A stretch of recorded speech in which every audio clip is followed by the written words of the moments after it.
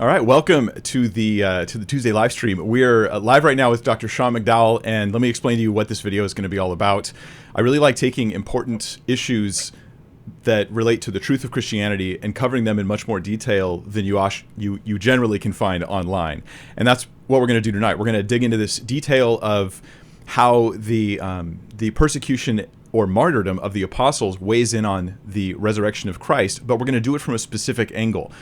We're going to talk about a critic of this case for the persecution of the apostles, and we're going to respond to her work. And the critic is Candida Moss. Now, this is not personal against her in any way, shape, or form. Not at all. We're arguing with her work, not with her as a person. There's a big difference there. But Candida Moss is kind of like the person who a lot of skeptics and atheists, especially online, are looking to build their case against Christianity. They're borrowing her work, they're quoting from her, they're using her stuff. So when I can find someone who is the source for a whole lot of other people, then we can deal with a lot of people and their concerns and questions by addressing that source. So this is what we're doing, and I've brought Dr. Sean McDowell on with us again. Welcome back. Thanks for having me. This is fun. Yeah, I'm looking forward to it. I'm excited to hear what you have to share. And now, explain to us real quick, just what kind of work have you done on this topic? Because I just want the audience to know that you've specialized on this particular issue. Yeah, so this was the result of my doctoral dissertation at Southern Baptist, which I published now with Routledge Press, just a leading academic press. And it was a question that grabbed me when we were on a trip to Berkeley. I had some atheists speaking to our students, and a mythicist said to our group, how do you know any of the apostles even died? And I sat there, Mike, and was like, I should probably know the answer to that. I was like, this is a perfect doctoral dissertation. So I spent 3 years tracking down, studying, finding every single source and documentation, not to prove that they died as martyrs, not to prove the resurrection is true. That's not how you do doctoral level research. I actually wanted to know if this argument was any good, and if so, what's the most fair and best way to state it. And there were some surprises and also some fascinating things I discovered along the way. Yeah, and I've read your book on this, and I was excited about it for that very reason. I thought this is an important piece of evidence in the overall case for the resurrection. Okay, but while I believe the resurrection is true, that doesn't mean that I can make the case this way successfully, And so I was curious to know, what kind of real solid ground do I have for saying that the apostles, not just that they suffered, but ultimately saying that we think they were sincere, they were not lying, or making up their claims about their having experienced Christ risen from the dead. So how about you help us just understand, big picture, how does this thing weigh in on the evidence for the resurrection? Once the argument gets boiled down, why is the persecution or martyrdom of the apostles a factor in demonstrating the resurrection? Yeah, I'm really glad you started with this, because I think there's been mistakes on very eager apologists who haven't done their homework, and also critics who have overly dismissed the fate of the apostles as being irrelevant. So I try to take in the book a middle ground and say, actually, the apostles' willingness to suffer and die doesn't prove that Christianity is true. It doesn't prove that Jesus rose from the dead. It's simply one piece, an important piece, of a larger historical argument for the resurrection. And I think what it tells us is that they're sincere. They're not liars. They didn't make this up. They actually really believed that Jesus had appeared to them and were willing to die for it. So this argument, by the way, doesn't overturn the hallucination hypothesis. It doesn't overturn mass hysteria or bereavement experiences, etc. It's not meant to. We'd have to go elsewhere for that. Challenge the idea that this is a big conspiracy they made up, and that they're lying about this. I find that hard to believe when I see their willingness to suffer distinctly that Jesus had risen from the grave and appeared to them. Yeah, so it functions not as the whole argument. It functions as a piece of the puzzle that is significant in dealing with the sincerity of the apostles, whether or not they had made up this claim. So I think that that's important that we put it in that context. And this is what excites me, is saying, all right, let's take one piece of the puzzle and let's chase it down. Let's get to the nitty gritty of it. Because I, like many others, initially was just saying, hey, tradition tells us that we have these martyrdoms of the apostles, and then going, yeah, I would like to have a lot more information about that than just say tradition says. And so what you've done is take it to a more thoughtful and careful approach, which then makes it a very important piece in a real case for the resurrection of Christ. So let's talk about Candida Moss's stuff a little bit. What would you say is her, in her book, by the way, it's called, for those who are interested, it's called The Myth of Persecution, and it is in the video description. There's a link to it if you'd like to get her book and check it out. But what is her basic argument in this book? So Candida Moss is a professor at University of Notre Dame, a smart scholar. She's, outside of this book, written other books like Ancient Christian Martyrdom, which was really helpful in my doctoral research. So she's done a lot of work in this area. The Myth of Persecution was helpful to me in my research because it's more of a popular level book, and she distinctly goes after the claim that the apostles died as martyrs, and that this offers any evidence whatsoever for the truth of Christianity in general, or the resurrection in particular. So it's helpful in that regard. And essentially she's arguing, as best I understand it, that Christians now kind of have this persecution mindset. And she says a few times in the book that this persecution mindset causes them in ways to be intolerant and lack kindness towards those who are outsiders. So she's concerned that she thinks Christians have lashed out against many others in unchristian-like behavior because they have this persecution mindset that was invented in the early church. And a lot of this is in the 2nd, 3rd, 4th centuries by people like Eusebius, and different cities competing to have martyrdom claims and stories in these cities for power and control. And so she's concerned with how it's created Christians today to treat their neighbors and operate in the world because of this persecution mindset. Where I'm pushing back to the 1st century and saying, well, let's just look at the actual evidence. The apostles were persecuted, and if they died, and what that shows for the resurrection.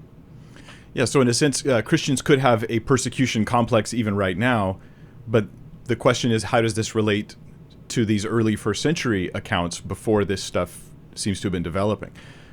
So let's start, though, before we get into anything else, where you agree. Where would you say you agree with Candida Moss before we get into areas of disagreement? Because it's not just a simple black and white issue here. There's a lot of different topics that are being covered, and there is overstatement and overreactions and exaggerations on the part of Christians in some cases.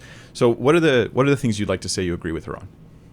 So I appreciate you saying that. When I was doing my doctoral research, there was a pastor who was in my cohort, and I was telling him about my research, and he said, "You're going to make a liar out of all of us." And I paused and I said, my goal is not to make a liar out of anybody on any side, but to get to the heart of what we know about the apostles. Now, what I think Candida Moss has done well is she points out over and over again in her book that many people have a view of overstating how much persecution actually took place in the early church. I think in the minds of some Christians, I'm not sure I'd say it's all Christians, but certainly some, they have this idea that once Pentecost hit, just shortly after Jesus ascends, all the way until Constantine, the Roman Empire was rooting out and ruthlessly murdering, killing, persecuting any Christian who possibly believed this because they were enemies of the state. So she's pushing back on that narrative and rightly saying it wasn't quite that simple. There really wasn't official persecution statewide until we get into the 3rd, maybe early 4th centuries. So I think she's right to taper that back a little bit. Now, as we'll talk in the discussion, I think she maybe takes it a little bit too far, but I think that's a very fair point that she brings out. And by the way, this is no surprise to scholars. If you read the scholars on this, they all know this. But as you and I know, sometimes scholarly work doesn't, peter its way down to lay folks, so to speak. Yeah, in fact, it's my opinion, having been sort of loosely informed on the topic and then slowly getting more and more informed over time as I studied the topic, I realized that a lot of people, when it comes to history in general, they have these really sort of exaggerated, one-sided, almost cartoony visions about the past. So whether they're talking about the Egyptians or talking about topics of slavery or they're talking about the persecution, that it tends to be this sort of painting with a really wide brush with really super high contrast, of history, and there isn't really the nuance or the careful thought that goes into it. Because we look at our modern times and we go, look, things are complicated. Issues are complex and they're varied, and so it pays to get complex, although it seems that the end result, and I'm not speaking here to her book, but the end result that I see online from those quoting her book is they're just painting with the opposite wide brush. They're overreacting against persecution instead of getting that nuanced view. That's my opinion anyways. So what would you say is the evidence for persecution of Christians in the first century? Well, I think we have a few sources for this. One, of course, would be in the New Testament. And Candida recognizes that across different books in the Bible, there is an underlying theme of persecution. So one of the first things I did in my doctoral research is I read every single New Testament book very carefully, marking every story or statement that Christians should expect, not just the word persecution, but to suffer for their faith. In fact, to suffer for the name of proclaiming the name of Christ. Mm-hmm. And what surprised me is how much I didn't realize this was a core theme. It's certainly in the Gospels, it's in Acts, it's in Hebrews, it's in James, it's in 1 John, it's in Peter, it's in Revelation. So when New Testament historians look at ancient documents, they have a criteria called multiple attestation in terms of forms and of books that something appears in. And that Christians were at least paying a price because their beliefs put them at odds with the prevailing culture is one of the core themes in the entire New Testament. But then on top of that, you also see that from some of the earliest church fathers we have, like, say, Clement of Rome, from Ignatius, from Polycarp. The next generation picks up on this consistent theme that Christians were being persecuted for their faith. Now, you also see it in the writings of Nero, which, of course, not the writings in Nero, but the time of Nero, written by Tacitus into the early 2nd century. We have that Christians were actually persecuted distinctly for proclaiming the name of Jesus. Now, we could talk about Nero. She has some pushback about that account that I'm not convinced of. But to answer your basic question, we have Christians that are biblical, Christians that are extra-biblical, and we have also non-Christians extra-biblical like Tacitus and Suetonius affirming that Christians were in opposition and paid a price for their beliefs. That's the evidence that there was some early persecution that was taking place. Mm-hmm. Now, she makes a distinction in her book between persecution and between prosecution. So persecution is when a group is singled out distinctly because of beliefs they hold and put to death or suffer for that. Prosecution is when there's a group of people that have beliefs that run up against the laws of the state. And she says, well, Christians were prosecuted, not persecuted. I don't want to die on the term, but the bottom line is, where I think she's right, this is another area of common ground with us, is that Christians held a belief that Jesus was God. Now, the problem that came into with the Roman Empire is because this was a polytheistic culture. And so they had no problem if you worshiped different gods. But if you didn't worship the gods of the state, you were considered to being put the state in jeopardy, to have famine, to lose war, etc. So Christians wouldn't get on the bandwagon, so to speak, worship these other gods. So because of their religious beliefs within the state, Christians paid a price, and ultimately, as we see in the time of Nero, become a scapegoat for their beliefs. So give us again, I might be getting ahead of our questions, but give us again, if you would, what was her definition of persecution one more time? Well, the key point is she makes a distinction between persecution and between prosecution. So she would say the Roman Empire didn't single out Christians because of their beliefs in Jesus and make them suffer because of that belief. Rather, they had state beliefs that matched the Roman religious beliefs at the time, and Christianity would not get in line with them. Mm-hmm. So if there were any other belief system that wouldn't get in line, you'd see that same tension as well. Yeah, so this is where, at least to some people, I think a big point of disagreement might come in, because we're going to say, boy, that doesn't seem to me like these are mutually exclusive things, persecution, prosecution. It's almost as though persecution, if done by government policy, is therefore not persecution anymore. Yeah, I think the point that she's making is just simply that the Romans didn't single out Christians at the beginning uniquely because they believed in Jesus. Rather, it was their beliefs in Jesus which made them not worship the Roman gods, that put them at odds with the Roman Empire. So they prosecuted them based on the laws, not persecuting them distinctly based on their beliefs. And partly, fair enough. The only point I want to make is that you're following somebody named Jesus who was put to death by the Roman Empire as, in a sense, an enemy of the state, so to speak, certainly as a criminal. John the Baptist was put to death. You get in the early part of Acts and you have Stephen put to death. You have James, son of Zebedee, put to death. Every Christian from the beginning knew that they were following somebody who embraced a belief system that put them at odds with the prevailing religious culture and the prevailing Roman culture. And we have testimony that at least at times it cost them something for holding on to that belief. All right, so let's go on to the next question here, which is that Candida Moss, Dr. Moss, she dismisses the evidence for one specific kind of persecution that we read about early on, which is the persecution under Nero. And this is because she says it's 50 years after the events.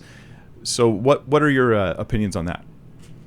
Well, I have a few thoughts. Number one, I'm not willing to dismiss something from 50 years ago. I mean, just yesterday or 2 days ago, I was talking with my dad, who actually had met Nixon in the Nixon administration, which was roughly 50 years ago. And he was sharing specific stories and instances with me of things that he remembers. So I don't know anybody who dismisses history. Maybe we should be cautious and we should be careful and check our sources. But because something's 50 years removed, doesn't seem to me a good reason to dismiss it. Second, there's actually additional support she doesn't cite in Suetonius in his Nero 16.2, which also mentions, he doesn't use the word, but that this persecution and suffering was inflicted on this class of Christians. That's an additional source that supports Nero as well. A couple other things is she says the term Christian is anachronistic, so to speak. So she has a claim in her book where she says the term Christian was not used until the end of the first century.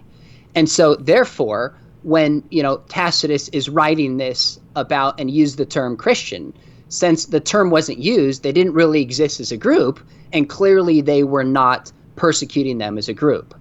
And I actually found this interesting because earlier in the book she makes a point I agree with. She makes a point that the term martyr originally meant somebody who testified for something in front of a court of law.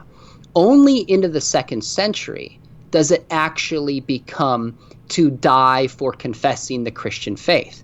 And she says, even though we don't have the word martyr early on, we still have the truth of a martyr nonetheless. And I think she's exactly right. It's not about the word.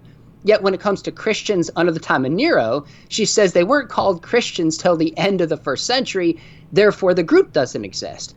By the way, we actually, in Acts 16, I believe it is, that the Christians were called at Antioch. I believe the year was 47, in the middle of the 1st century. So I think that claim is false that she makes. But even if it was true, I think it raises some inconsistency in different arguments that she's making. And I think the other point about Tacitus is she is concerned with overstatement about persecution. And again, I think this is fair, but I think she maybe takes it a little too far and says this was a very small group of people that were put to death under the time of Nero. But Tacitus says this was a great multitude of people. And by the way, I think if you're going to have a scapegoat for the fires in Rome, and it's going to be believable by the culture in that day, this can't be a group of 5 people. It can't be a group of 25 people. It has to be a group that is at least somewhat known in the larger Roman Empire 3 decades after its inception to work for Nero to blame it off on them.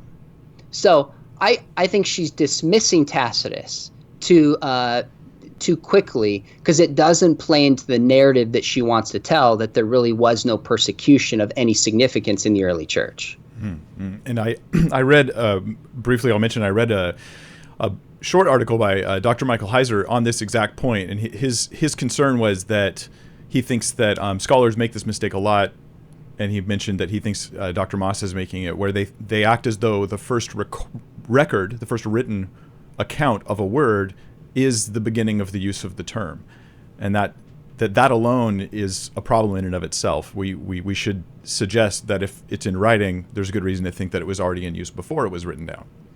That's right. But again, she uses it with martyr. The word martyr existed, but didn't have the meaning until decades later. So I'm just calling for consistency. We have this group of Christians. In fact, we do have the name in the middle of the 1st century. So they were known and going by that name at least 2 decades before the persecution under the time of Nero. All right. Well, I'm gonna open a can of worms with the next thing here. So Dr. Moss, Okay. she says, because this kind of stuff, it ends up being like issues about what do you mean by that term, or what are you Okay. assuming are the views of the other people you're talking about, and all that kind of stuff. But so Dr. Moss, she claims that Christians, quote, like to think of their martyrs as unique. The fact that early Christians were willing to die for their beliefs has been seen as a sign of the inherent truth of the Christian message. Christianity is true, it is said, because only Christians have martyrs. This is a great quote, and what's interesting is she might be right in the sense that there probably are a lot of Christians who want to think of their martyrs as unique. So she might be right that this is what some popular people have said to her. She describes, I think, being in junior high in school, and I assume it was a Catholic school. If I got it wrong, feel free to correct me, about how a teacher basically said the death of the Christian martyrs proves that Christianity is true and the resurrection happened and Christian martyrs are unique. So I'm sure she's heard this in her life. I've heard many well-meaning Christians state this as well. But she actually made that claim twice in the book, where she says, in fact, I think, to read exactly, I think you said, Christianity is true, it is said, because only Christians have martyrs. Now, what I didn't find when she said that twice is any actual Christian scholars of any merit who make that claim. That would be very interesting to me, because I've read the literature on this, and I don't find any New Testament scholars or any historians that I came across that say Christianity is true because their martyrs are unique. In fact, if I can pull it out for a second, at the beginning of my book, I actually cite a couple leading evangelical scholars. One of them is not an evangelical scholar. E.P. Sanders, in his book, The Historical Figure of Jesus, says, many of the people in these lists of eyewitnesses were to spend the rest of their lives proclaiming that they had seen the risen Lord, and several of them would die for their cause. He's not saying it's true. He's saying there's a willingness to suffer. They really believed it. I won't read it, but quotes by Craig Keener, one of the leading New Testament scholars today, Mike Lacone, his book in the Resurrection, all the scholars that I could find don't say this is true because Christians have martyrs that are unique. They're just simply saying these first apostles who said they saw the risen Jesus went out and proclaimed this, even though it put them in harm's way. And at least some of them, I think we can establish, were martyrs. That's it. So she's responding to a claim. If somebody has said that to her, then I agree with her. We shouldn't say it that way. But I don't hear careful scholars stating it in that fashion in my research. Yeah, for someone who's interested in, asking the question of, wait, how does martyrdom in any way, shape, or form weigh in on the truth of Christianity? It's not this argument. It's not, oh, well, if we have martyrs, then we're the right religion. because That's right. You can find martyrs or people who die for their beliefs, even unjustly are persecuted and killed for their beliefs. You can find that across lots of different religious groups. That's not the thoughtful way of bringing this into the question of the truth of Christianity. It does speak to sincerity, and sincerity, that comes to the truth of Christianity on the topic of the resurrection in some important ways. So, and by the way, I know I'm cutting you off, but that's an area where I totally agree with her in the sense that there are martyrs in Greco-Roman thought. Is Socrates a martyr? You could make that claim long before the time of Christ. Mm-hmm. There's martyrs in the Jewish tradition. There's a range of different martyrs. Nobody is saying, at least that I know of, I'm certainly not saying, that only Christians have martyrs. I actually think we know, even to to give a popular example, like superheroes, even the recent Endgame movie, in a sense, this willingness of Iron Man, and sorry to ruin it for the listeners, but you've had plenty of time to see the movie. his willingness to die for everybody else, every culture across the world just knows that's a heroic deed, and that's an act of love. So there are people willing to lay down their lives as far back as history as I know, but it's what the early apostles were willing to suffer for that simply tells me, not that their martyrdoms are better than anybody else's, that's not my point. And if the story in 2nd Maccabees is true, these 7 sons who are willing to die brutal, brutal deaths, because number one, they did believe there'd be a resurrection, but they didn't want to compromise and disobey the law. That's remarkable. I'm not saying the apostles are better than that. That would not be my argument. I'm simply saying they were willing to suffer and die because they believed they had seen the risen Jesus. That tells me they're sincere and they didn't make the story up. Yeah, and the huge difference that I'll point out for anybody who hasn't heard this yet is that the apostles, as opposed to later martyrs who didn't have access to the actual risen Christ, they didn't have their personal testimony of having seen him risen. There's a big difference between these two when we say, look, their sincerity is really important here. We all would say, like, if you die as a martyr for what you believe, that speaks of your sincerity and your commitment to that thing. But when we relate that to people who were saying, I'm an eyewitness of Jesus, I've seen Jesus with my own eyes, this sincerity translates into, wow, this has bearing on the potential truthfulness of such a claim. This is a really important distinction, because the moment I talk about this, instantly people will say, well, what about Muslim radicals who died for their beliefs? What about other martyrs? And here's the difference. A Muslim or even a Christian today could die for their beliefs if they're sincere, but they are centuries removed from the events themselves, believing this second, third, fourth hand, however we process that chain of transmission. But the apostles were the ones that Jesus selected. He traveled with them for 3 years. They claimed to have seen the risen Jesus.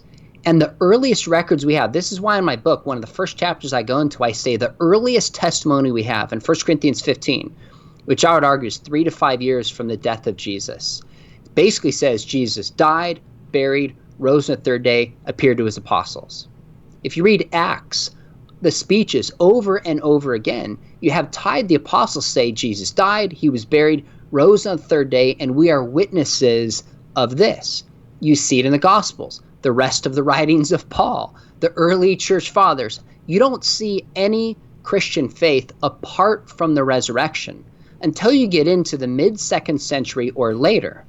So the point being, the basis of the Christian faith, why people believed this, was because the apostles said, we've seen Jesus risen. He has appeared to us. And that's the message that they proclaimed. So people can suffer for a range of different messages. A thief can suffer and put himself in harm's way to steal something. A murderer might risk going to prison because of whatever reason they want to take somebody's life. Nobody's saying other people can't be sincere. But we have to ask, what are people sincere for? And the consistent early testimony is the apostles said they had seen the risen Jesus. That was the message they were willing to suffer and die for. So by the way, for my argument to go through, I actually don't have to prove that any of the apostles died as martyrs or even qualify under some definition of martyrdom. I don't even have to prove that there was widespread persecution in the Roman Empire. I don't even have to prove that. In fact, I had this conversation with William Lane Craig, and he made that point. I said, you're right. Now, if we can show that some of them did die, I think that strengthens our case a little bit, but we don't technically need it. All we have to show is they believed they'd seen the risen Jesus, and they go out and preach this. They're threatened, they're beaten, thrown in prison at a cost to themselves. They're not making this up, or at least it's not the most reasonable explanation to say they're making this up. Yeah. Now, for the audience right now, thanks for joining us live. If you guys have questions, especially pushback questions and only questions for Sean, I'm taking those today after we share this content. We're gonna get that. And I like the pushback questions. I think they help answer people's, the holes that they see or think they see in the reasoning that's being given. So it can really help make the case, in my opinion. Now, let's see. Where are we here? Okay, another claim from the book, another quote from the book. This is from page 18. Dr. Moss says, many people would argue that even if Christians aren't the only ones to respect martyrdom, Christian martyrs are in some way different or special. There is a general perception that Christian martyrs are somehow intrinsically better. What are your thoughts on that? Yeah, there probably is a sense among a lot of Christians that their martyrs are better. And I'm sure Muslims think that their martyrs are better, and people of different religions think their martyrs are better. I don't think that's unique to Christianity. So she may be right that some Christians believe that. But that's not my argument. And that's not what a careful argument from the willingness of the apostles to suffer would claim as it applies towards the resurrection. So I don't even know what better means. It feels like a bizarre word to apply to martyrdom. So I guess I would say to her, I'd say, yeah, there's probably some Christians that believe that. That's kind of human nature. Just like people in a certain city always think their team is better, even if they lose. I think that's just kind of the way we're wired. But the argument is not that they're better. The argument is that they're different. And I don't know anybody who wouldn't concede that. And when we focus on what their willingness to suffer was about, it keeps going back to the resurrection. Yeah. That's it. In particular, in the case of the apostles, in this apologetic for the resurrection. So, I was thinking about this quote myself, and it occurred to me that any martyr who dies for a good cause is better than one who dies for a bad cause. But that, of course, doesn't get to the truth of the cause. It seems like an interesting discussion. It just doesn't seem that it has much place before you've figured out that whether what they're dying for is true, I guess. Yeah. So, all right, let's look at the next one. She also claims that Christians borrowed the idea of martyrdom from Greek and Jewish sources. For instance, she says Luke wants to portray Jesus like Socrates. Now, that's an interesting claim, and this is something for those who haven't read a lot of scholars. In my view, sometimes scholars just go hog wild with finding parallels and the things that they think are in the head of the authors of the Bible. Well, you think pastors sometimes go beyond a text. Wait till you read scholarship on some things. But she's claiming here that Luke, when he writes about Jesus being killed, that he's drawing from the story of Socrates and basically changing the story of Jesus to fit the paradigm of Socrates. So what are your thoughts on that? Yeah, I think it's a really interesting argument. She contrasts Luke with Mark. And in Mark, you see this more human, suffering side of Jesus. And in Luke, he seems more cool and collected. And so she says one possible explanation. She doesn't come out and say it's true. She says one possible explanation is that Luke is crafting his narrative to make Jesus a modern-day Socrates. Now, that's the only evidence that I could find that she gave, that she takes out some of those suffering elements and has him kind of cool in the way that he dies, therefore a modern-day Socrates. To me, examining the evidence, I just find that woefully inadequate. Now, it could be that Luke is saying, I do want to portray Jesus in a way that would be most appealing to his audience. But that doesn't imply that he's fabricating. That doesn't imply that he's borrowing. It could be implied that he's strategic and he's wise in how he tells the story of Jesus. So I don't think it follows that they're borrowing from Socrates. And it does remind me, like you said, sometimes in scholarship you find this idea of parallelomania, where people go to these ancient Greco-Roman sources and find, oh, this is a precursor to resurrection, this is baptism, this is the teachings of Jesus, and they read stuff into the story that's not there. That's what I think could be happening with this. So bottom line, I'd say it's possible, but to find that the most reasonable explanation for what Luke is doing, I'm going to need a lot more evidence. And by the way, one thing we know about the Christian faith is that, yes, it was in a Greco-Roman culture, but you go back to probably 1890 to about 1940, a lot of scholars believed that Christianity was borrowed from this ancient, Greco-Roman culture that had these mystery religions. Now, one of the things the vast majority of scholars believe that if you want to understand Christianity, you have to go to its Jewish roots.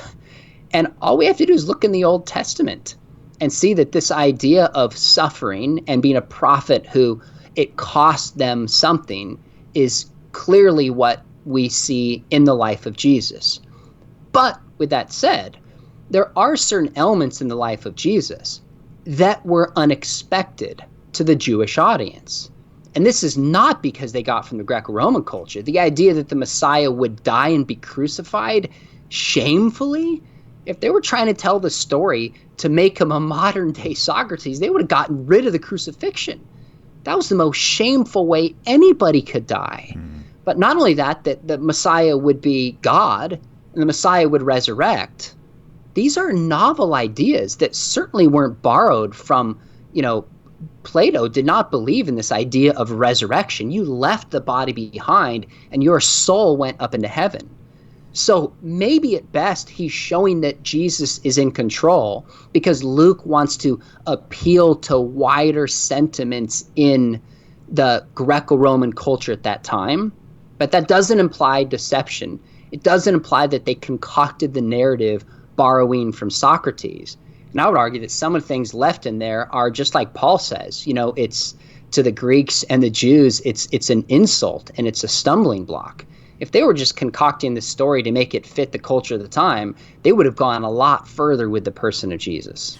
Yeah, and I'm a little bit skeptical of some of these ways of the way the conversation begins of saying here's the difference between Mark and Luke. In Mark Jesus is suffering and like, for instance, Bart Ehrman. This makes me think of Bart Ehrman, who says that Jesus was in despair and confusion. And then in Luke, he's calm and collected. But when you actually study Mark, just read it in context, this isn't the portrayal of Jesus we get in Mark, where Jesus is so different than in Luke. I mean, he predicts his own suffering and betrayal multiple times in the Gospel of Mark. It's not. It seems as though it's a somewhat of a caricature of Mark and Luke, then drawn out into. We're just getting really out there into hypothesizing off a caricature. At least that's how it comes across to me. I know you probably wouldn't use such extreme terms. But yeah. Here's the bottom line. Christians don't borrow martyrdom from anybody. As I said a moment ago, I think we all know that a life of courage and a life of sacrifice for others is the greatest act of love and heroism.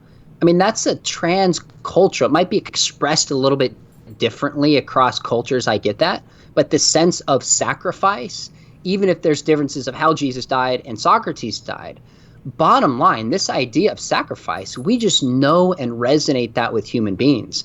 So I don't think we have to go to Socrates to understand the story. I think we go to the Old Testament, and then we go to what the apostles said they saw and this radical shift in their beliefs, which they said is because Jesus rose from the grave and appeared to them.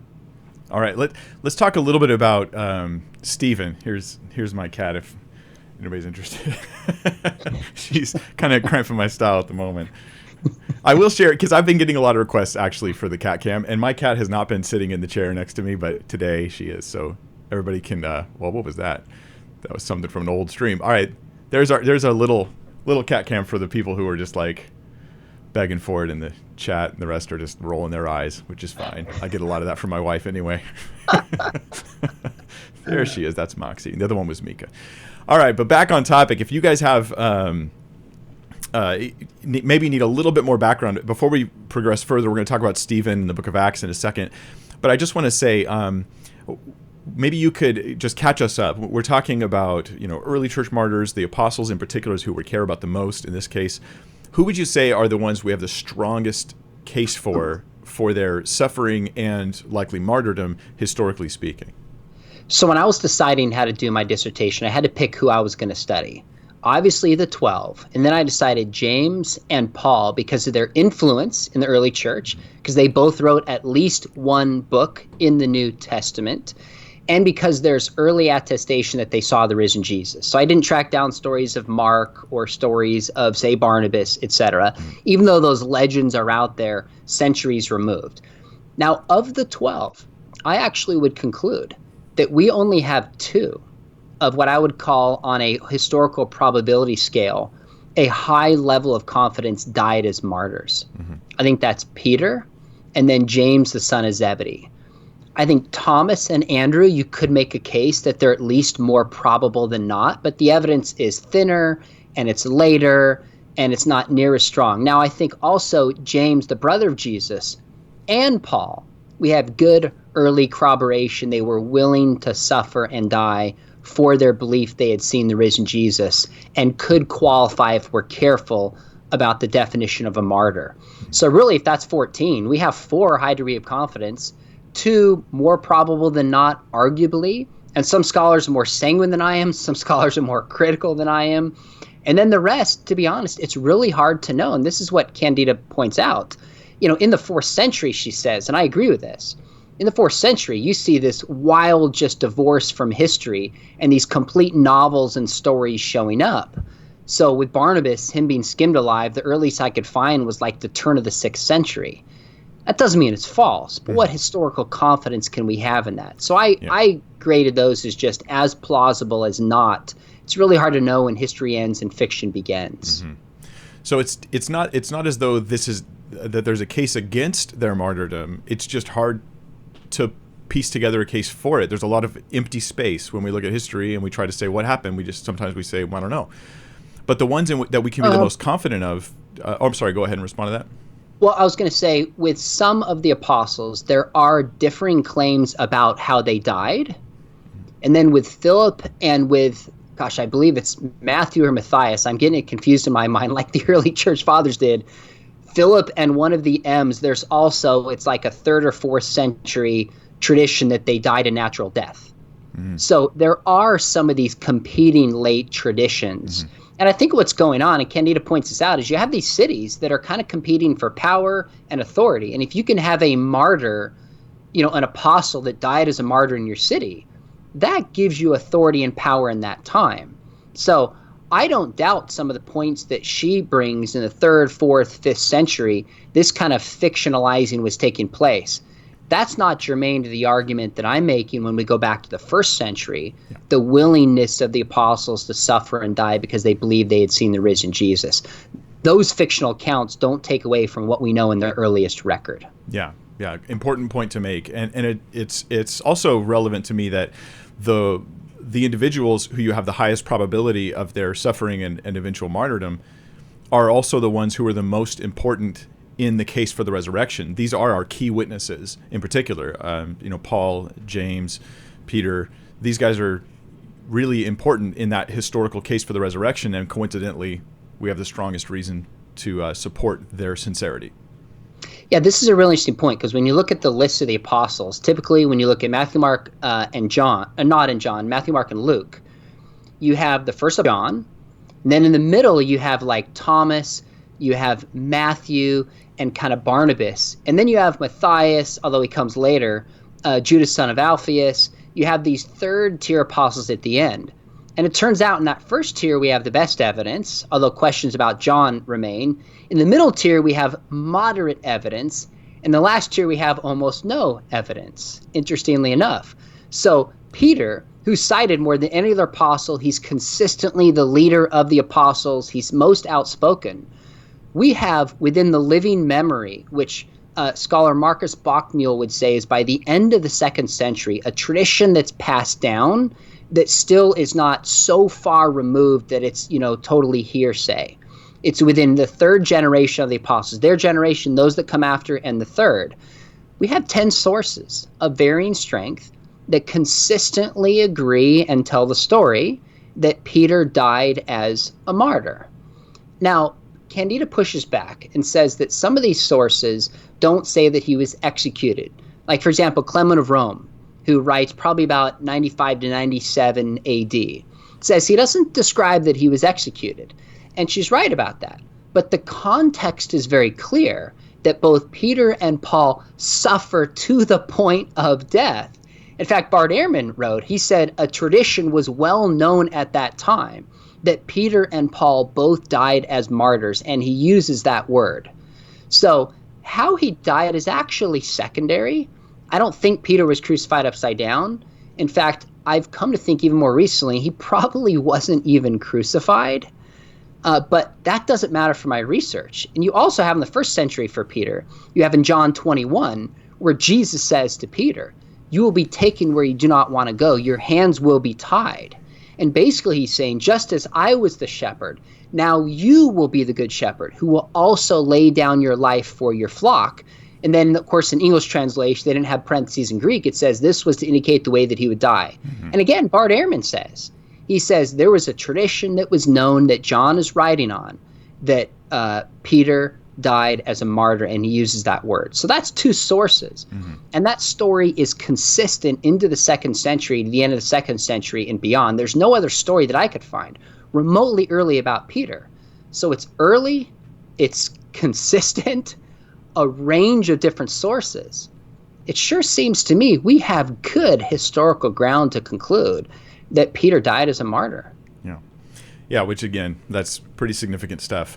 All right, let's talk about Stephen in the book of Acts. Okay. So according to Candida Moss, the story of Stephen in Acts is remarkably similar to the story of Jesus, and so she suggests it's a literary device that Luke wants to use.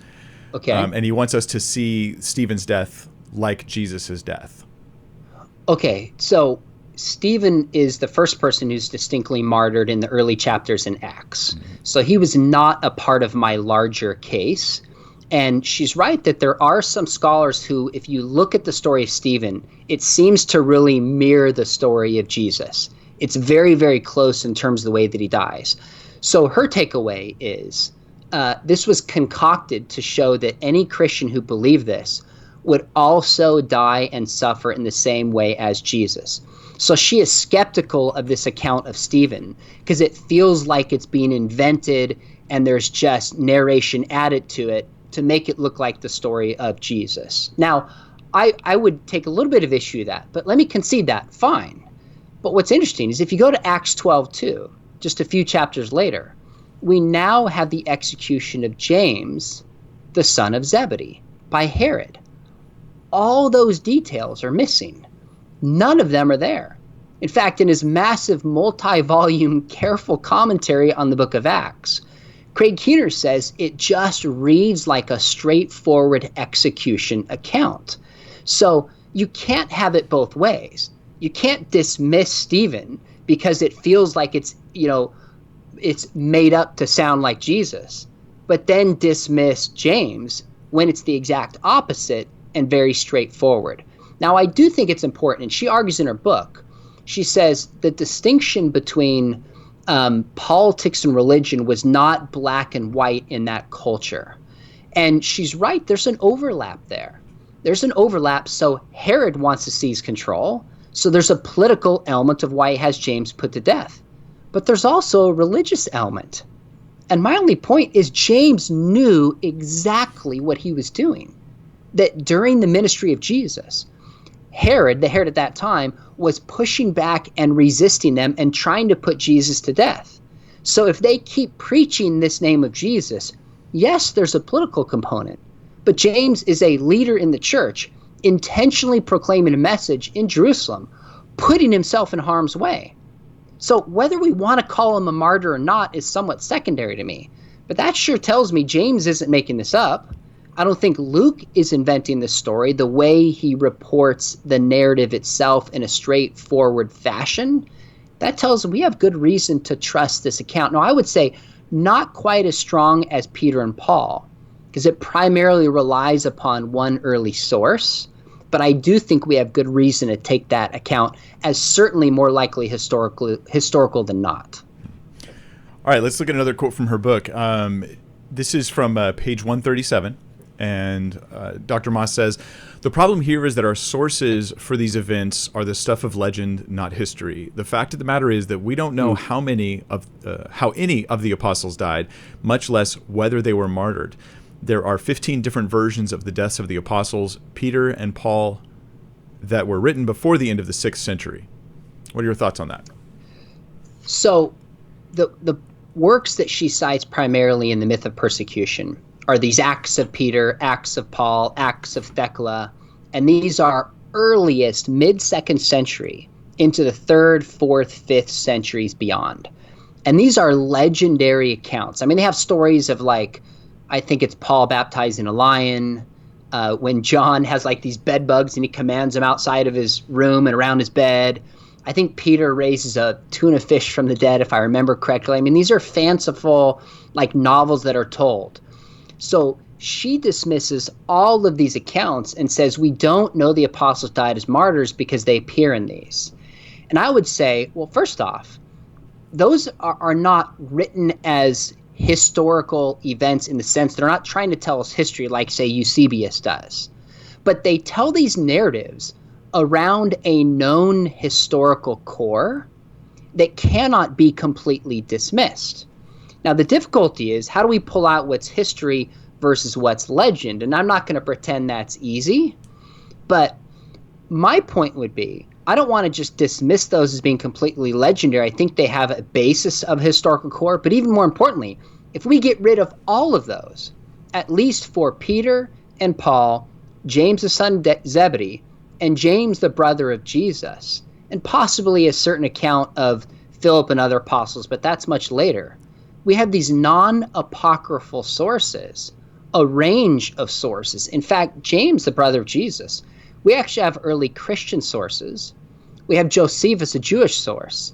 And we have a Gnostic source that kind of tell the story of his martyrdom. So it's just false to say these are all apocryphal accounts. It like I'm suggesting earlier, it paints this wide brush with high contrast so that it's all accepted as undeniable fact, or it's all dismissed as hyperbole, exaggeration, and fabrication. But if we look at it more carefully, then we can suggest no, that we're trying to look at history here, do history. That's a different approach, and it does give us a lot more than at least what's implied when you're reading these quotes. So let's talk about one more. Excuse me. That's my alarm to stop talking. So she dismisses the testimony of Pliny in particular, and it's in his exchange of letters with Trajan, because Pliny has to make inquiries about this, and that there were no measures in place for the treatment of Christians. Now, I think for most of our audience, you're going to have to explain to them who Pliny was and what this exchange is about before you then maybe explain her objection and how you respond. Okay, so Pliny, Roman writer, Trajan, Roman leader, official at this time. And there's dozens of letters of them going back and forth. And by the way, this is into the early 2nd century. So this would have been after the time of Christ, and probably all the apostles were dead. But it tells this consistent narrative that we see in the Gospels, we see in the letters of Peter, we see in Nero, that early on there was a kind of cost for the Christians, whether persecution or prosecution, for the name of Christ. So there's this exchange where you see where Pliny's trying to figure out, how much do I apply these laws when it comes to Christians? I ask them to confess once, second time, 3 times, and then I punish them.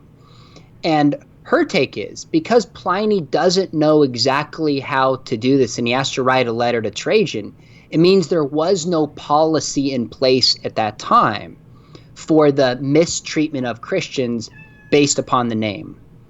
And my response to that is like, well, just look at our country today. There's tons of policies in place, but we still don't know. Do we follow the local government? Do we follow the city government, the state, the national government? I mean, I'm in Orange County right now, and people shut down the beaches. And one of the mayors said, I will not be enforcing the law of the beaches, one of the particular beaches in central Orange County. So it would make perfect sense for me to write a letter to the governor and say, what am I supposed to do here? Help me out. Can I go to the beach or not? Take issues like immigration, or take issues like the drug war with marijuana and with other drugs. Do we enforce this or do we not? It's common practice for there to be laws and people still to subvert them and not follow them. And so for people like Pliny to say, what does it look like for me to follow this or not?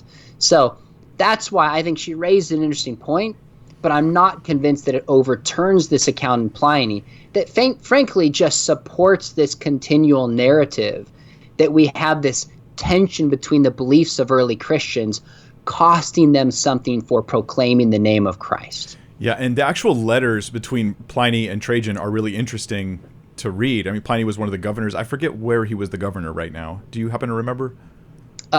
Specifically off the top of my head, I don't remember. I blank on it as well. But if you read the letters, what you'll see is he's even like torturing them to try to get them to recant their Christian faith. And one of the issues is he's like, well, what if they just won't? And so he's writing to Trajan, and the way being someone who's seen people kissing up to dangerous leaders in the past. That's how it's written. It's written like Pliny's like, oh, Trajan, all your, effectively everything you say is great, and I'm trying to really fulfill what you want. I want to do exactly what you want. These horrible Christians, I'm trying to get them to recant and stuff. Boy, they're really annoying, just like you said. But, what do I do if they don't? It almost sounds like someone who doesn't want to tell Trajan he's too strict, but is trying to kind of hint at the idea that maybe we can relax a little bit on this. At least that's how it reads to me when I was reading the exchange. And it seems like her conclusions, from what I understand, seem like they are missing the forest through the trees, perhaps. That there was this suffering that was inflicted upon Christians because of their beliefs. Paul Meyer is an ancient historian. He's retired, I believe, from Western Michigan, and written a ton on commentary on Eusebius and early church history. And he said, one thing we know from the early part of the church all the way through into the 2nd century, the scholars agree on, is that there was this deep tension, and he uses the word persecution of Christians during this time. So it's a minority view to dismiss Nero, to completely dismiss Pliny, but she's telling this larger narrative that there wasn't any widespread persecution. So she's kind of forced herself into a box to limit and resist and find a way around Pliny, similarly to what I think she's maybe doing with Nero. Yeah. All right. Now, you actually just did a show. Well, it airs, I think, later this week on Friday on Unbelievable, where you actually engaged in a debate discussion on this topic. Can you tell us a little bit about that? Yeah, so this started because I just recently have been focusing more so on my YouTube channel. I've wanted to do this forever. I've seen guys like you and being like, man, you're just interacting with a ton of people. This is awesome. And the quarantine was like, I'm going to do this. So I've made some videos, done some interviews, really cool guests. And I thought, I'm going to try a response video. In fact, it was your idea. I don't know if you wanted me to give the credit or not. Yeah, go ahead. I sent this video to Sean. I was like, hey, yeah, you should check this out. If you're thinking about doing a response, here's a great one to respond to, because it was targeting your work, and it was by a popular atheist, Apologia. Yeah, he's online. So I did this curriculum with this group called Awana. It's a 32-week high school curriculum about apologetics and worldview.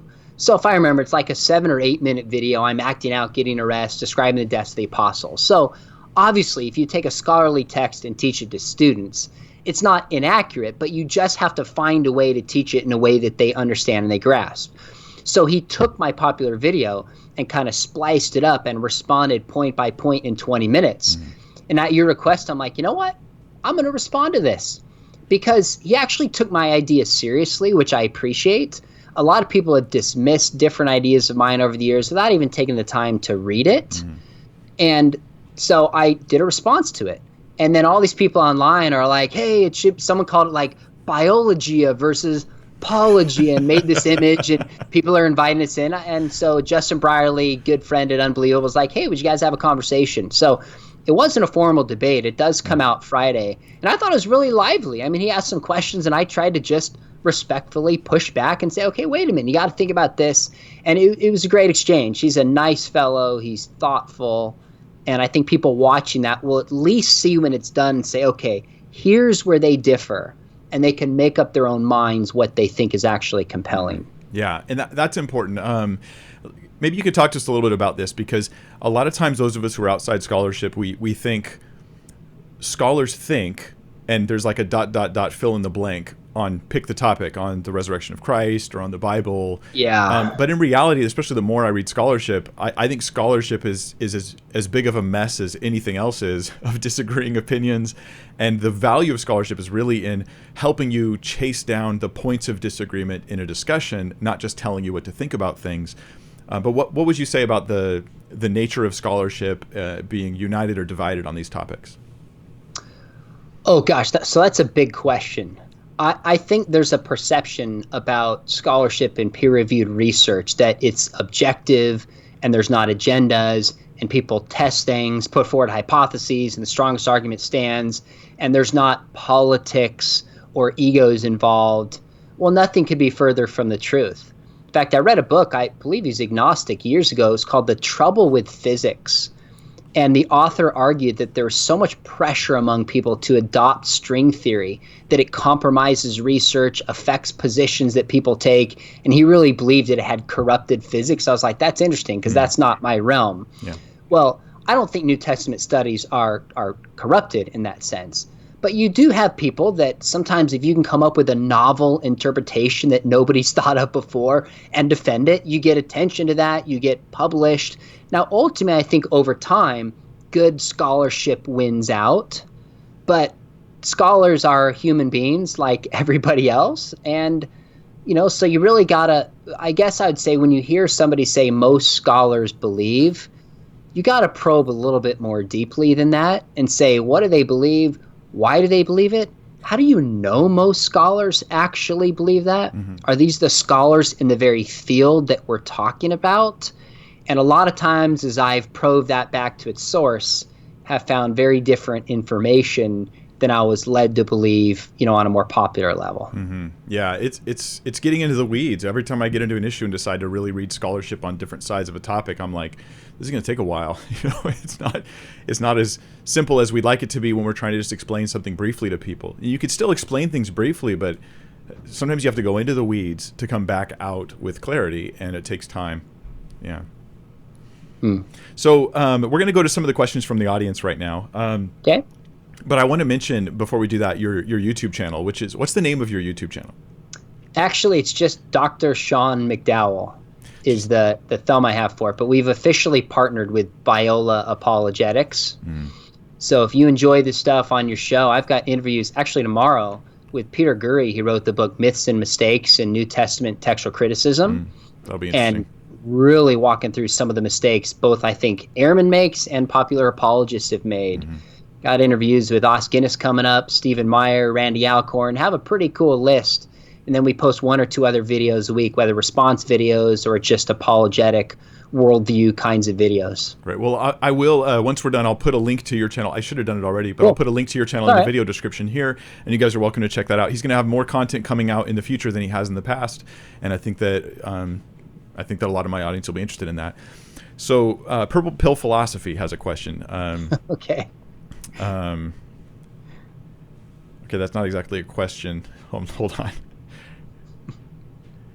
Yeah, I'm going to move towards more questions than comments here. So Al says, wasn't crucifixion a normal type of punishment that the Romans used? To the point that some roads were lined with those crucified on crosses. Crucifixion was a common means of execution by the Roman Empire almost entirely for non-citizens. So yes, it was used regularly then. Romans didn't invent it. The Persians did. You might say, for lack of a better term, the Romans perfected it in terms of making it the victim last for a while, humiliate the victim. So yeah, there were a lot of people who were crucified. But the fact that it was common doesn't take away from the shame of what it meant to be crucified. I mean, the victim was stripped utterly bare.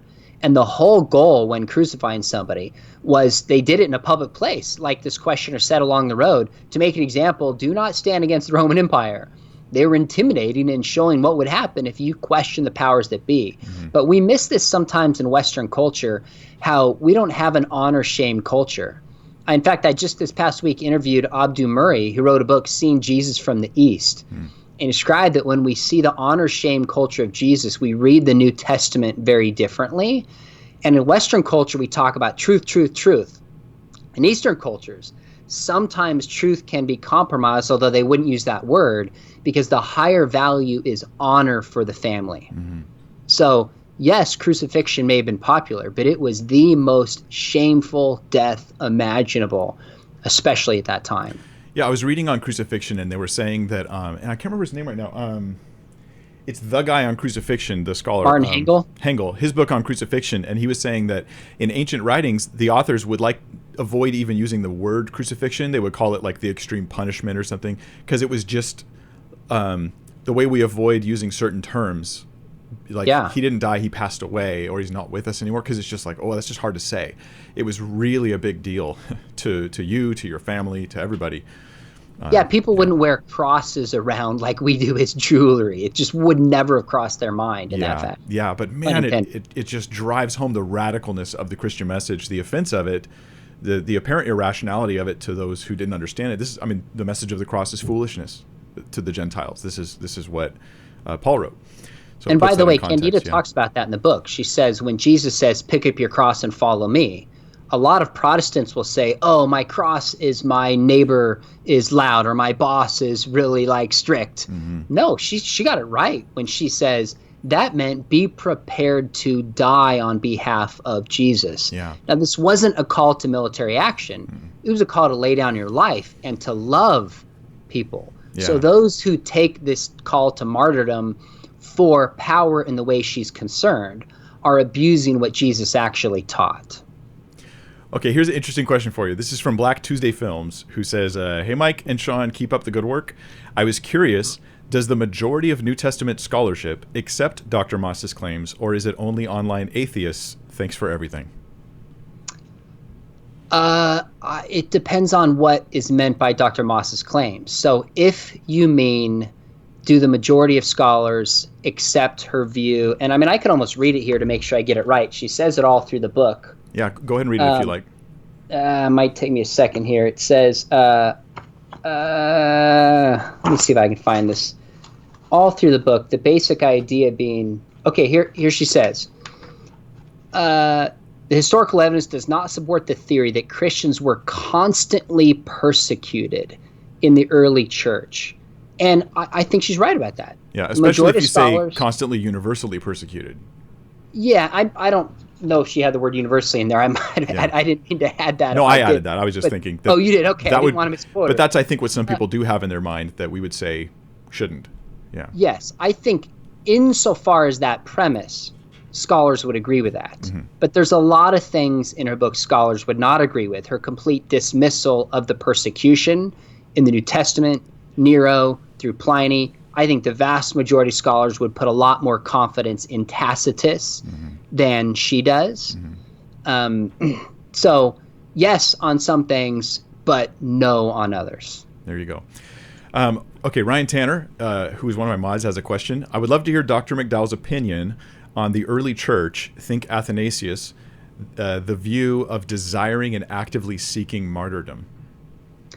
So I got to be honest with you. I didn't spend a lot of time studying Athanasius. He is long after the 1st century and early 2nd century is all that I studied that I can speak to on a scholarly level. Sure. Now, you do see in the early church, and again, Moss talks about this, that there's a lot of people, like specifically Ignatius, who I did read extensively, who's like, if I start telling people, if I start crying out to save me, don't save me. I want to die as a martyr like Jesus. Yeah. In almost sadistic kind of way, like, whoa, this is bizarre. Yeah. So there was a strain of people that wanted to lay down their lives for the Christian faith. Yes, that existed after this movement. That's an undeniable part. Now, some of the big questions that I think are interesting is what would happen when Christians were put to the point of martyrdom, but then gave up their faith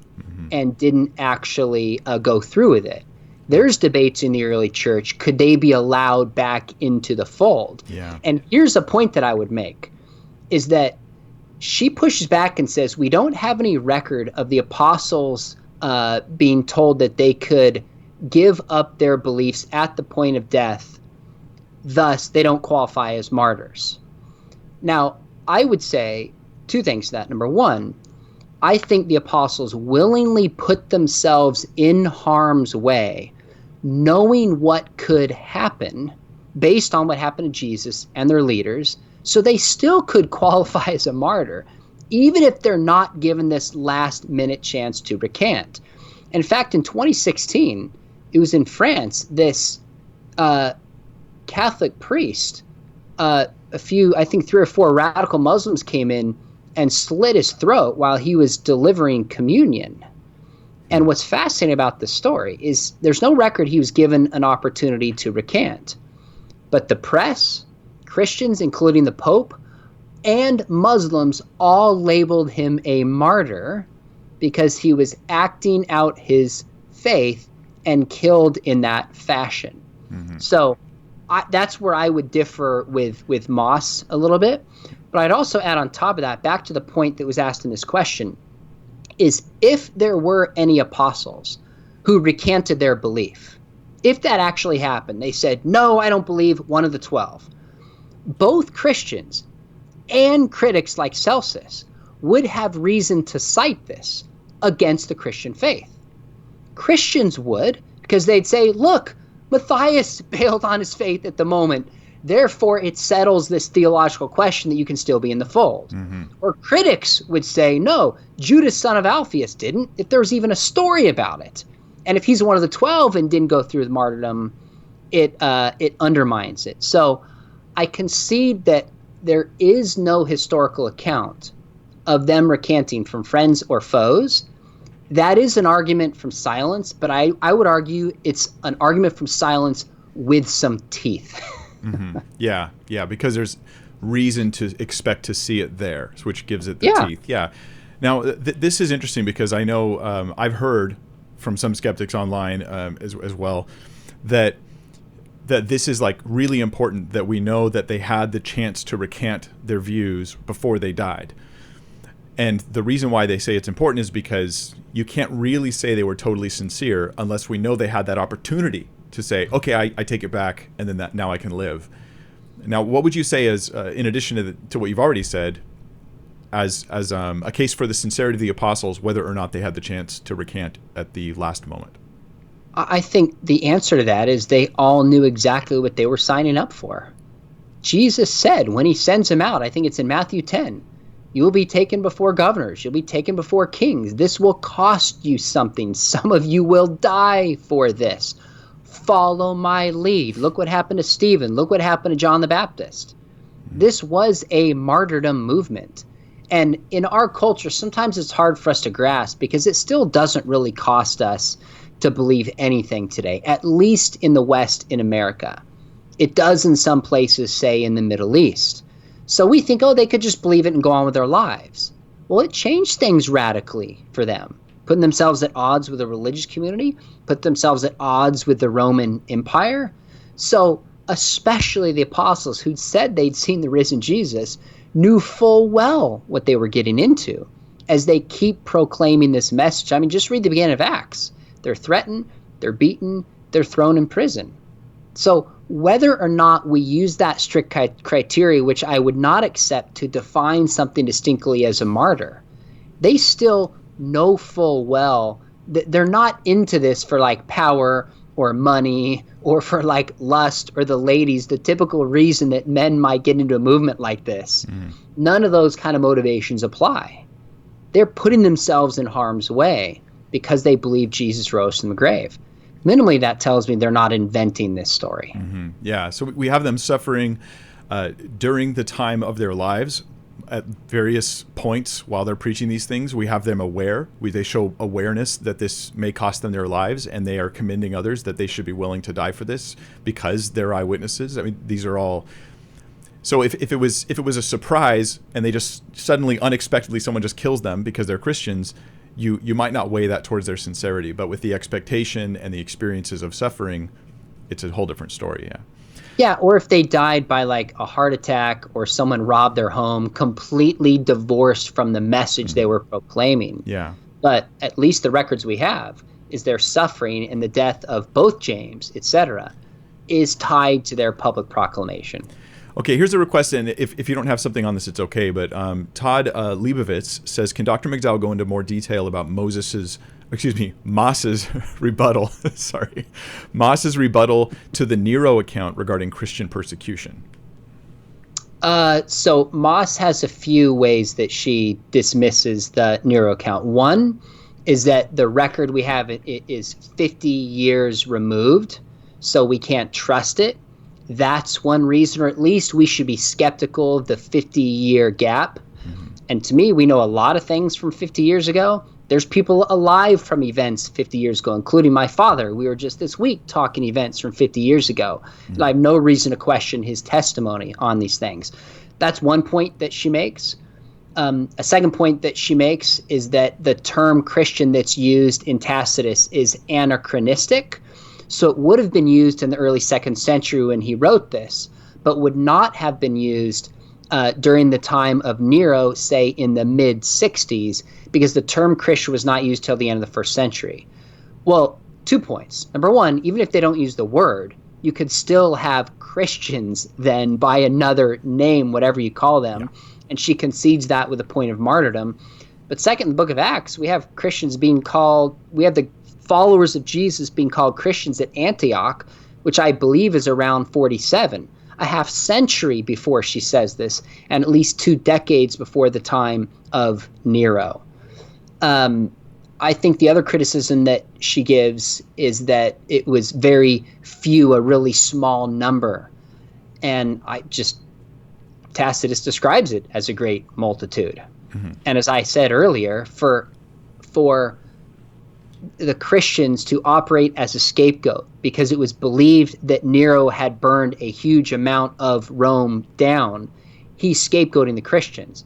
There had to be a sufficient size group that people would accept and adopt, otherwise it wouldn't work. And they also had to be a group that he believed would be hated as he describes in that depiction, and people would say, good, get rid of the Christians, punish them, we hate them. So Nero might have been crazy, but he was no dummy. He's selecting a decent-sized group that enough people would have hated to get himself off the hook. That's a really helpful summary. I think that's good stuff.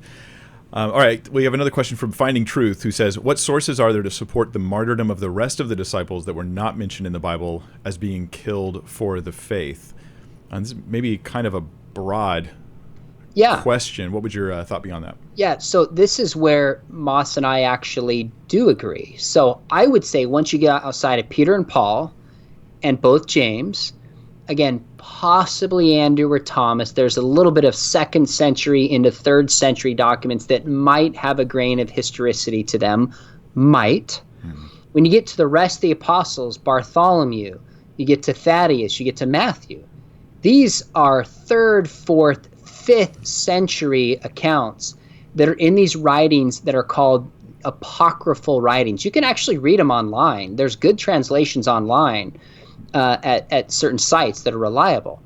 So the problem is, when you look at, say, Bartholomew, I was able to track down, I believe before like the 6th or 7th century, that he was stabbed to death, he was crucified, he was drowned, he was burned to death, and he was flayed to death. He really had a lot happen to him, that guy.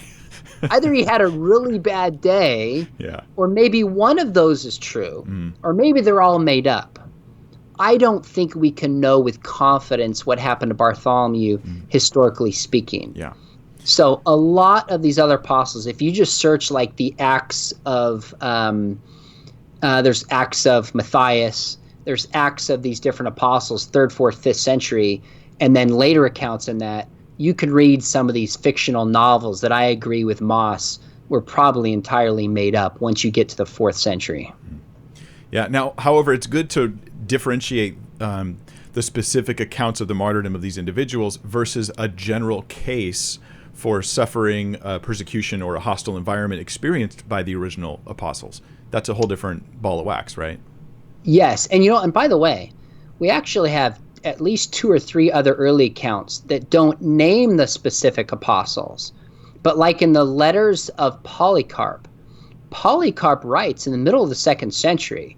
And by the way, again, even Bart Ehrman says that Polycarp was aware of a martyrdom of Paul. He says that Paul and the other apostles indicates that they were put to death. Now, the difficulty with that phrase is what's meant by apostles. Because Luke and Paul use the term differently. Luke typically refers to the 12, but Paul was not one of the 12. He calls other people apostles in a broader sense. So is it the 12 and bigger? That's an early broad statement that may include the 12. There's also a statement of the 4th century by a Syrian writer, Afrahat, that describes specifically how some of the apostles died. But you're in Syria, you're now into the 300s. So it's just hard to know how much historicity to put in those as they apply to the other apostles. Right on, right on. Okay, well, we're nearing to a conclusion here, but a couple more questions for you. Andrew T. says, I'm still kind of confused about how this is strong evidence for a resurrection type event. Could you clarify? Yeah, so this alone is not evidence within itself for a resurrection event. Meaning, you can't go from the willingness of the apostles to die directly to the truth of the resurrection. I think we get to the truth of the resurrection by looking at the known facts that Jesus lived. We know he was put to death. We have very good reason to believe he's buried and the tomb is empty. And you have all these early appearance claims to the women, to the 500, to the apostles, to Paul. These larger facts is where we make a resurrection claim. The death of the apostles comes into the question. The early creeds and statements we have that the apostles said that Jesus appeared to them, how can we trust these appearance claims? Well, one piece that gives credibility to the appearance claims is that they're willing to put themselves in harm's way. They're willing to suffer and die for the belief that Jesus had risen from the grave. So this is a subpoint of a larger resurrection argument, so to speak. But it's not an insignificant one. I interviewed Lee Strobel a few weeks ago, actually on my YouTube channel, and I asked him, I said, what was the best evidence that convinced you? And he actually said the willingness of the apostles to suffer and die really told me they weren't making this up. They really believe this. So it's significant, but we don't want to overstate it, and we want to place it in the question of their credibility. Were they lying? Was this a conspiracy? If they're willing to suffer and die for this, it sure seems to me to undermine that claim. Yeah, good stuff. Yeah, so there's a case for the resurrection that has multiple points, and then we say, given these historical realities, what best explains them? We think the resurrection of Christ best explains all these various, facts of history. And someone would counter with, well, what if the disciples who were giving these eyewitness accounts were lying about it? We say, oh, but look at their suffering and martyrdom. Good stuff. Okay, last question from Susan Morales, who says, does the Bible itself, as a historical document, provide evidence of the persecution of the church? And should Christians find this sufficient, even if it isn't convincing to non-believers? That's actually a really good question. Yeah, that's very thoughtful, Susan. I don't think just Christians should find this sufficient. I think any critical, careful historian should find it convincing that the apostles actually were persecuted for their beliefs, and the early church was. Now, we have to be careful exactly what we mean by persecution. And I think some people will say to me, well, they'll say, well, this is in the Bible. You're just saying the Bible tells me so. And I'm saying, no, actually, let's look at the different biblical books as independent historical sources and ask, are they reliable? Is there archaeological support? Do they have the internal ring of authentic claims to truth and being eyewitness accounts? As we examine the New Testament accounts from the Gospels to Acts to the letters of Paul, we consistently see this theme of a price that's being paid to Christians for believing that Jesus rose from the grave, because they're bumping up against the religious community at that time. And then we see them start to bump up in little hints in Acts as well against the larger culture outside of us. So there's a Christian who starts with the premise the Bible's true. Should I believe this? Sure, that's fine. I think that's fine. I think the Bible's true. But on the other hand, I think the critical historian, and as far as I'm aware, most would accept this on the biblical record, and we only find strength from that outside of the scriptures as well. So maybe you could help kind of along these lines with her question, with maybe that internal battle that someone might be having, going, okay, look, I believe the Bible, I believe it's God's word, but when you talk about Acts or you talk about Luke, you're suggesting that we should be open to the idea that Luke did just make this up about Stephen. How do I handle this as I'm trying to look at a historical analysis of the data versus an idea of inspiration? What would you say? Like, help people maybe process that? So this is a great question, and I can get myself into trouble sometimes because I can speak as a scholar versus speaking as a pastor, and there's not contradictions between them. There's just a different way you may communicate in those audiences. So when I wrote The Fate of the Apostles, I'm not writing this just to evangelicals. It was first with Ashgate and then with Rutledge. Is not an evangelical press. It's a larger academic press. So I couldn't take for granted certain Christian evangelical beliefs like inspiration, or even that Paul wrote all 13 letters that are attributed to him. So what I was trying to do academically is say, what's the minimum amount of claims that I have to make to see if the apostles die as martyrs, and to see if this is good part of a resurrection argument.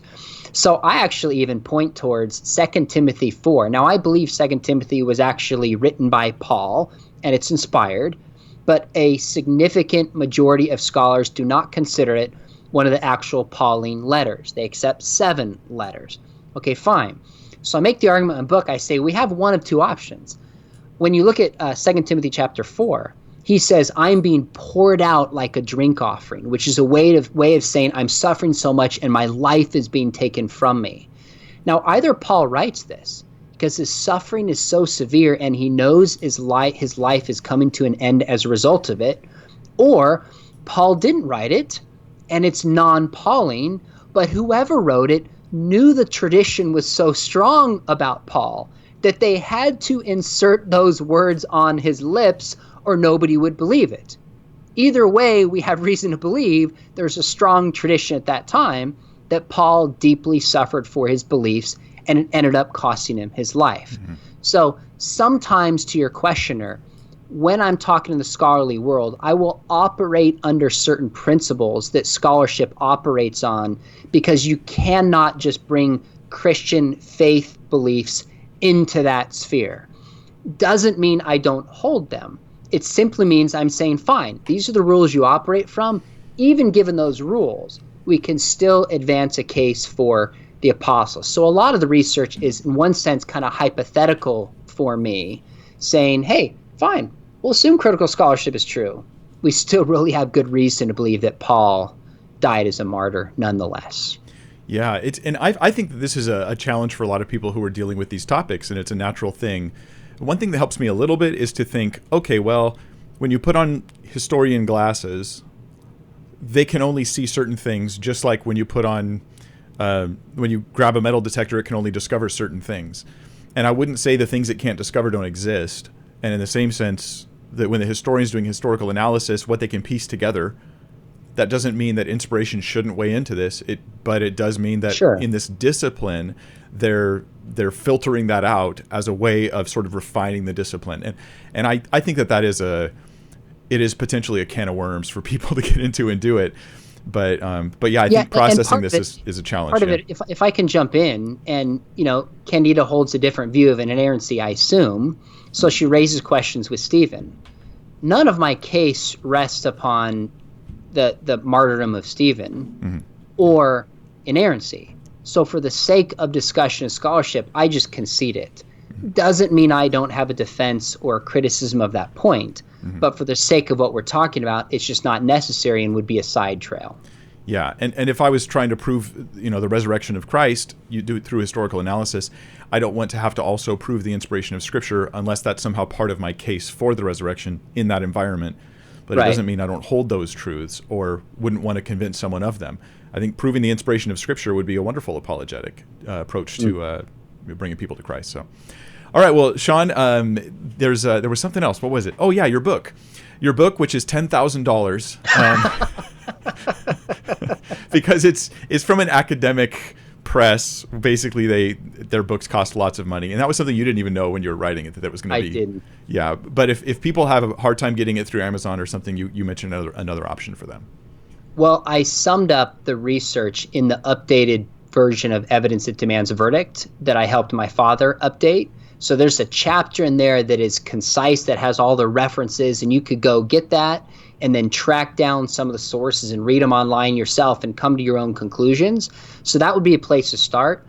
Or the book, The Fate of the Apostles. I think paperback now is $50. When it first came out, it was like $120. Just the nature of academia. I felt terrible when I found that out. Yeah. But I actually have a discount code about a third off, which is, I think, what I could get costs for. I can't post it online, but if somebody is like, you know what, I want to spend that and I want to read it for myself, if they email me just through my site, seanmcdowell.org, I'd be happy to send them that discount code. Perfect. All right. Well, thank you.